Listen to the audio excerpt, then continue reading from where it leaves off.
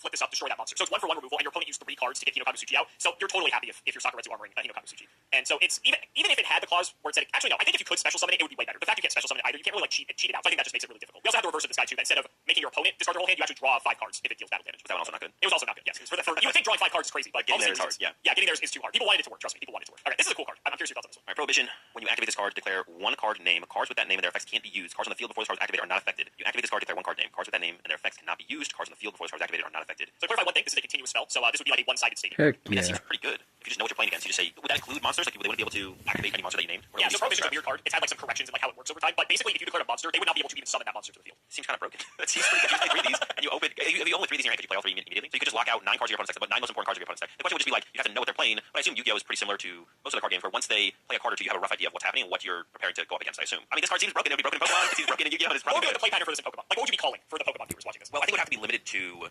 This wouldn't be able to attract Pokemon specifically, because it'd be too good then. So it would have to be. It would have to be like a one-sided stadium. Well, if it's a stadium card, it wouldn't be that good because your opponent could easily replace it. So it wouldn't be that good. If you play, but it could be one of those things where like I say that, but some of the most powerful cards in the past have been stadium cards, but you like play 4 of them. Like you max out your count. Like we recently had a card called Path to the Peak, which shut down all abilities from all rule box Pokemon. And those Path to the Peak decks play 4 Path because it is so easy to remove stadiums. But if you just do it over and over and over again, disrupt their hand a little bit maybe, then you get them to stick for a turn or 2, you can just win the game with that, right? What about this? What if you tied this to the ability of like a bench supporter type Pokemon? So that way, like your opponent can't easily remove it. Then it would be insanely broken for sure. Well, if you can't limit Pokemon, you were just like limiting trainers. Like you said, yeah, like say like anything besides Pokemon. Yeah. Then it would be interesting. Depends what stage of a Pokemon it would be. It depends on stage 1 or stage 2. Because that's a big limiting factor for setting Pokemon up and how powerful they can be, or how powerful they usually are in like a format or a meta. So stage 1. Yeah, so on stage 1, and you said like your opponent can't play Ultra Ball, that'd be pretty good. Or can't play Research, or can't play. I guess the biggest would be like playing Iono's like the big hand destruction card in the format right now. So that'd be big. If you're playing an aggressive deck, you'll evolve to a stage 1 and say you can't play Iono for the rest of the game. Yeah, this would probably be a pretty good card. Maybe not broken. It would be really, really good. Seems really, really good. I'm going to say this card is broken and was probably banned. Prohibition is an interesting card. I think you are 100% correct about everything you said about this card. It's funny because on paper, this card seems like it would be broken, but in practice, it doesn't seem to play out the way that people want it to. I'm not sure what it is about Prohibition. There's always times, even in modern Yu-Gi-Oh!, people have tried to sideboard this card thinking, oh, if I just Prohibition, either their best monster that gets their whole combo started, or maybe their best answer to my board, hypothetically, then this card is broken. This card is crazy. And even this is an old card as well. Older Yu-Gi-Oh!, they also tried to sideboard, sometimes even mainboard this card for that exact same reason. There's too many options this card just nowadays. never comes to fruition and it has just fallen by the wayside. It's a card that people always look to and they're like, damn, this card seems like really good. And then they try it and they're like, this is the worst card I've ever played, and they'll just stop. And it just never came to fruition. So funny to hear your take on it because this card is, I don't want to say it's bad. I want to say it's like okay. There are probably a non-zero number of games where this card has maybe won a game for someone. There are so many better things you could be doing. Instead of playing a card that specifically stops one card from being played, we have, because we can interact on the opponent's turn and such, we have just cards that are omni-negates that can negate any type of card. So if you could negate any type of card reactively to what your opponent's doing, why would you proactively call something you think they're going to do when you can just react to it and ensure it's going to get negated, if that makes sense? And I think that's just kind of the big issue with this card. That makes sense. So even, there's just too many options. They still have too many options even if you do limit what would be one of the more powerful options. Correct. You would, like, what, compared to something like Prohibition, you'd rather have a card like Rivalry of Warlords that is going to stop one specific thing, and especially coming out of the sideboard, that this card is designed to be played against, like, X deck, and that's a just much better way to go about it, instead of, like, calling the best card they might have and hoping that gets you there. It doesn't A matter. little bit too situational. Or a little bit too broad of options to choose from.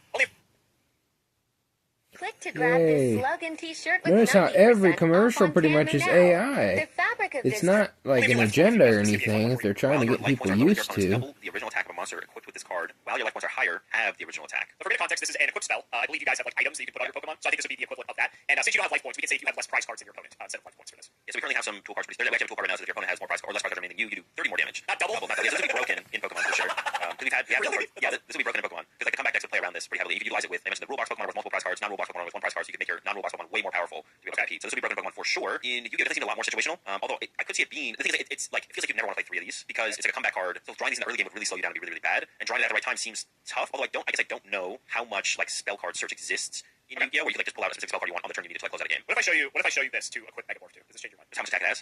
Well, there's 8,000 life points in Yu-Gi-Oh for context. Yeah, so this would just be like I guess like I could see like some kind of combo deck where you just kind of you play the game through like a more board control aspect and then you go for a big one hit at some point. So I'm gonna say this card could be okay. It's not, I don't think it's over. Like I don't think it's broken. So I don't think it was banned. It seems like maybe there's like a deck or 2 out there that like as like a combo deck. Like that's how you play through this card pretty heavily, control their board as much as possible, get to the end game, and then this comes down to close out a game. So maybe okay, but yeah, definitely not banned. Let's talk about Megamorph. Megamorph is very funny. So in the OCG, that is our Asian territory. The OCG is separate from the TCG in respect to card releases. Their ban list is different. Everything happens in like Asia first, and then we get it a few months later. And so Yu-Gi-Oh existed in Asia a few years before it existed for us here in the States. And so Megamorph was printed actually alongside the other card I showed you, the Blue Eyes Ultimate Dragon. In the very early days, like you said, there was a combo deck where you could play another monster that would summon the Blue Eyes Ultimate Dragon out to the field, cheat it out effectively. You wouldn't have to summon it the way that it's supposed to be summoned. And because you had to pay life points to activate that effect, you then had lower life points than your opponent, assuming this is like the first turn of the game. So then you can activate Megamorph to equip it to the Ultimate Dragon and immediately just one-shot your opponent if you're going second. And this combo was so good by old Yu-Gi-Oh standards that they banned parts of the combo 5 days after they released some of these cards for people to play with them. Megamorph was obviously one of the key pieces of that combo, but it was never banned. I believe they only ever limited this card to 1 copy at worst, but it kind of sucks because people wanted to play with the combo and they never really got the chance to. Megamorph, like you said, it's a very situational card. By modern standards, this card is unplayable. By old Yu-Gi-Oh standards, it was fine. I don't think you would really go out of your way to play this card. I think it's kind of like what you said. If you have like some sort of like